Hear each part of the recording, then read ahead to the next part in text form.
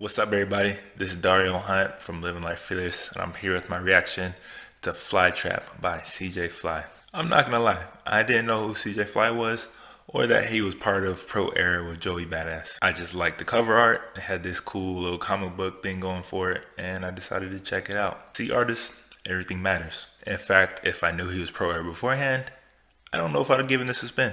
Don't get me wrong, I don't have anything against Pro Era. I know they have a sizable following. I know they're solid rappers and have a true appreciation for the culture and tradition of hip hop. But I could just never get into Joey's style. Now, I love the golden era of hip hop, 90s, as much as the next person. But every time I hear his music, I just want to go listen to those artists from that era instead. So I just assume that the rest of the group kind of fall in that same lane. But I'm glad to say that that is not true.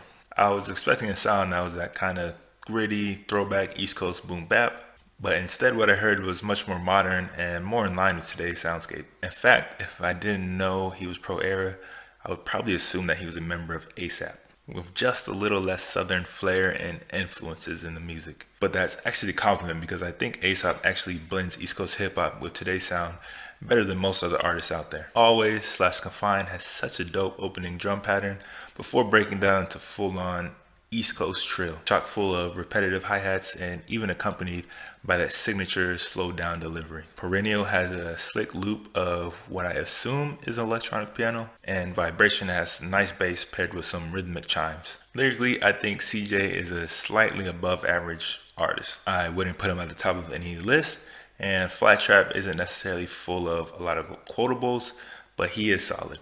And he also has a surprisingly good singing voice that creates some great melodies on songs like Diamonds and Downfall. He also seems to have a real sense of himself that really makes him come off as genuine, which helps when he's rapping about women, life's traps, and trying to make it. Flytrap was an unexpectedly dope album, and Pro Era just might have their next breakout artist. Have you heard Flytrap? What'd you think about it? Were you expecting the modern southern infusion?